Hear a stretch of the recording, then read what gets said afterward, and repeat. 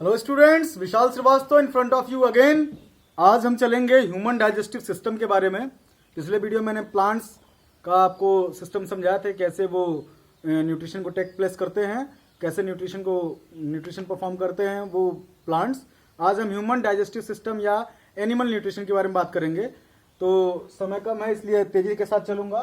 थोड़ा सा लेंदी टॉपिक है ये, क्लास 10 बायो टॉपिक है आज का, human digestive system. Human digestive system या ह्यूमन एलिमेंट्री कैनाल।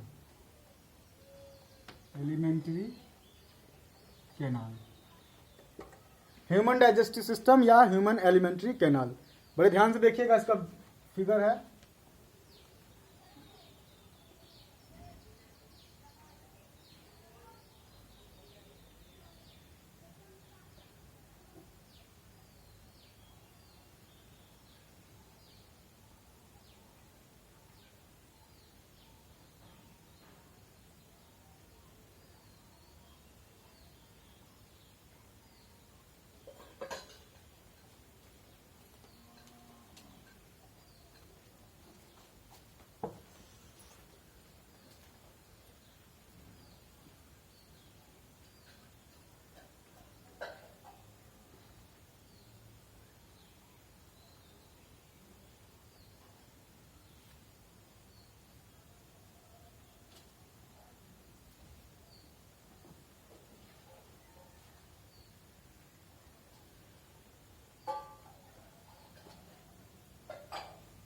ये ह्यूमन डाइजेस्टिव सिस्टम का एक डायग्राम है जिसको मैं आपको बना करके समझाऊंगा।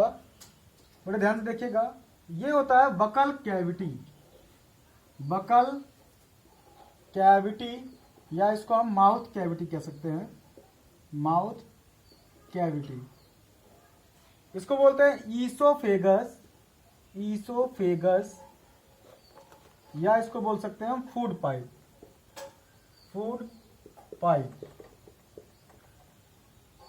Stomach, liver, gall bladder,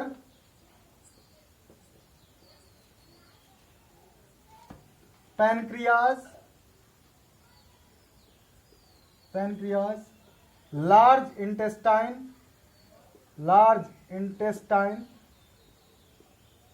small intestine, rectum,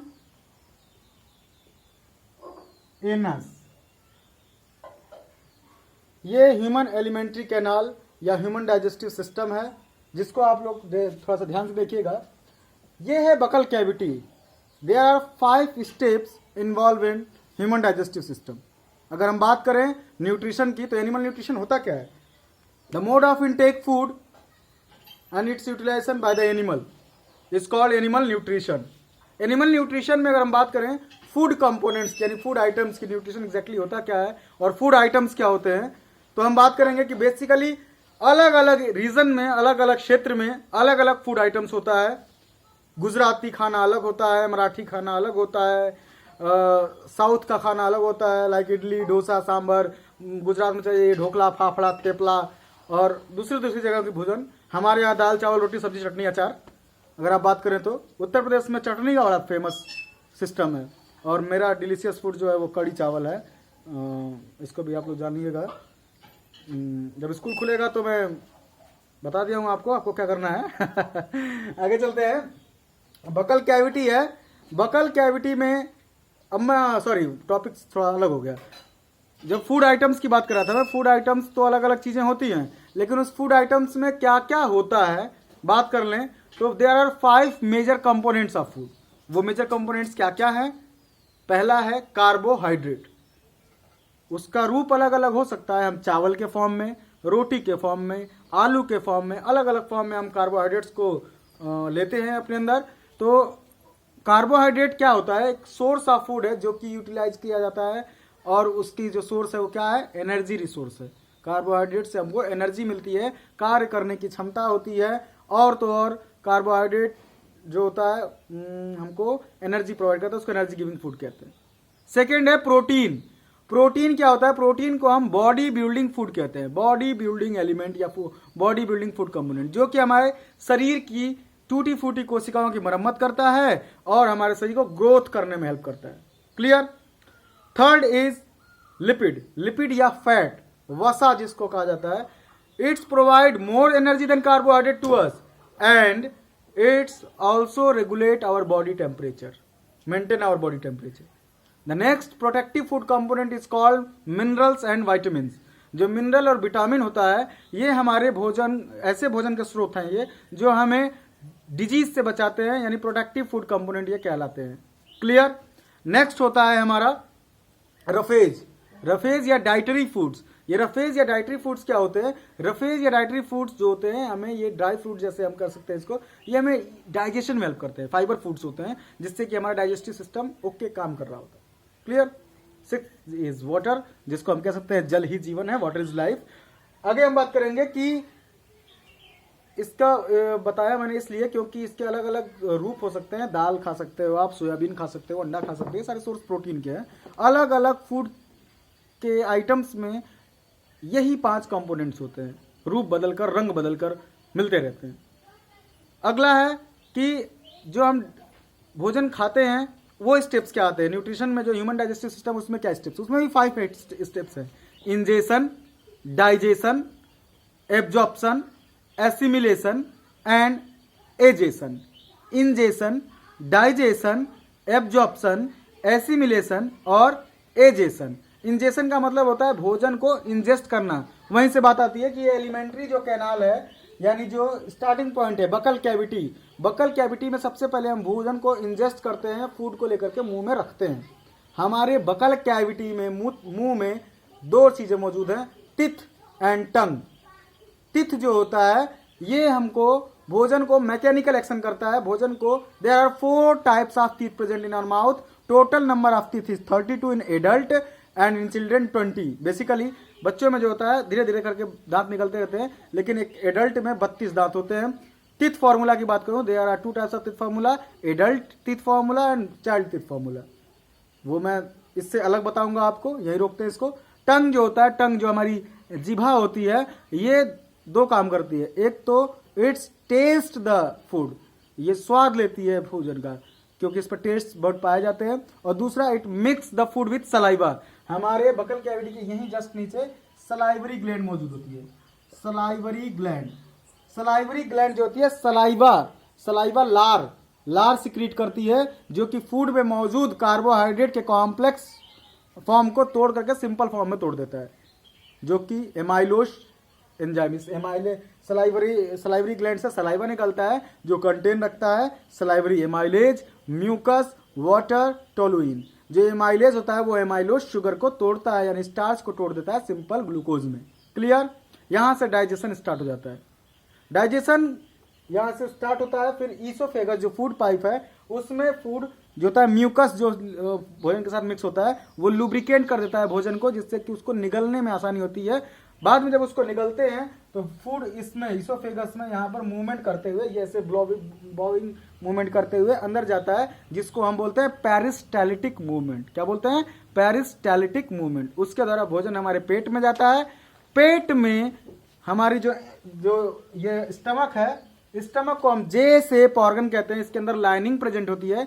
इस लाइनिंग से गैस्ट्रिक जूस सिक्रीट होता है, जिसमें म्यूकस, हाइड्रोक्लोरिक एसिड, फिर से सुनिएगा, mucus, hydrochloric acid HCl secrete होता है, और पेप्सिन एंजाइम सिक्रीट होती है।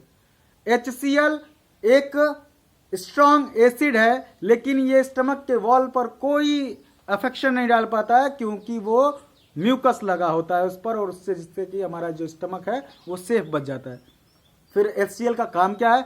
HCl फूड के मीडियम को एसिडिक बनाता है, जिससे कि पेप्सिन एंजाइम एक्टिवेट हो जाता है। पेप्सिन एक प्रोटीन डाइजेस्टिव एंजाइम है जो कि प्रोटीन को तोड़ देता है सिंपल अमीनो एसिड में, और तो और जो HCl होता है वो फूड का मीडियम एसिडिक होने की वजह से अगर कोई माइक्रो ऑर्गेनिज्म फूड में चला जाता है तो उसको भी किल कर देता है। क्लियर। उसके बाद फिर फूड ड्यूडेनम से, जो कि सी शेप ऑर्गन है, यहां से मूव करते हुए स्मॉल इंटेस्टाइन में पेरिस्टाल्टिक मूवमेंट करते हुए जाता है, जिसके कि बीच में जो ये डक्ट है, इस डक्ट में पैनक्रियास से पैनक्रियाटिक जूस, लिवर से बाइल जूस सिक्रीट होता है, और दोनों में ही बहुत सारे एंजाइम पाए जाते हैं, जैसे पैनक्रियाज में म्यूकस भी पाया जाता है, पैनक्रियाटिक जूस में, और पाया जाता है trypsin. Trypsin is a type of also protein digestive enzyme, जो कि पैनक्रियाज से सिक्रीट होता है। उसके बाद होता है उसमें लाइपेज। लाइपेज ध्यान से नाम से समझिएगा, लाइपेज लिपिड को तोड़ने वाला enzyme, lipid digestive enzyme lipase, carbohydratase and so on, same as bile juice में। बाइल जूस के अंदर एक और क्वालिटी होती है, ये फूड में मौजूद जितने भी हानिकारक पदार्थ होते हैं उनको एब्जॉर्ब कर लेता है और उसको स्टोर कर लेता है गाल ब्लेडर में। गाल ब्लेडर में तो ध्यान रखिएगा, liver is the largest gland of the body which is responsible for secretion of the bile juice in the digestive system, but bile juice is secreted from liver but stored in gall bladder. Clear? उसके बाद ये चलाता है small intestine में। Small intestine को हम बोलते हैं कंप्लीट डाइजेशन साइट। क्यों? क्योंकि इसके पास बाद अब कोई इसमें डाइजेस्टिव एंजाइम ऐड नहीं होने वाला है, यहां से एब्जॉर्प्शन स्टार्ट होता है। जो स्मॉल इंटेस्टाइन है इसकी जो लंबाई होती है 7.5 मीटर, बट इसकी जो वाइडिटी होती है यानी कि जो डायमीटर होता है ये लार्ज इंटेस्टाइन से कम होता है। ये लेंथ में तो लार्ज इंटेस्टाइन से लंबा होता है, लेकिन इस जो जो चौड़ाई होती है, जो डायमीटर होता है, ये लार्ज इंटेस्टाइन से कम होता है, इसलिए इसको हम बोलते हैं स्मॉल इंटेस्टाइन। स्मॉल इंटेस्टाइन और लार्ज इंटेस्टाइन दोनों ही केवल डायमीटर के आधार पर होती है। लार्ज इंटेस्टाइन का जो डायमीटर लेंथ होती है 1.5 मीटर बस, और स्मॉल इंटेस्टाइन की लंबाई होती है 7.5 मीटर। जो स्मॉल इंटेस्टाइन होता है वो इनर वॉल प्रेजेंट होता है, इनर वॉल में lining small finger like outgrowth होता है, जिसको हम बोलते हैं विली। विली का काम होता है absorb the digestive food from the foods, जो डाइजेस्ट हो चुका है उसको एब्जॉर्ब कर लेता है, उसको ब्लड में एसिमिलेट कर देता है, और जो लार्ज इंटेस्टाइन होता है उधर की तरफ जो रिमेनिंग फूड होता है उसको मूव कर देता है। Large intestine water and another digestive material को एब्जॉर्ब कर देता है, और जो वेस्टेज होता है उसको स्टोर कर देता है रेक्टम में। रेक्टम में स्टोर होने के बाद हमें प्रेशर महसूस होता है, उसके बाद हम उसको एनस से एजेस्ट कर देते हैं, यानी बाहर निकाल देते हैं। तो फर्स्ट ऑफ ऑल इंजेक्शन हम मुंह में लिया, डाइजेशन होते हुए इंटेस्टाइन तक आया, इंटेस्टाइन में एब्जॉर्प्शन स्टार्ट हुआ, और एब्जॉर्ब फूड एसिमिलेट हो गया हमारे ब्लड के द्वारा ईच एंड एवरी सेल्स में। रिमेनिंग वेस्टेज को हमने एडजस्ट कर दिया, एजेशन प्रोसेस को परफॉर्म कर दिया। That's it, thank you very much. अब लाइट भी नहीं है, अंधेरा होने वाला है।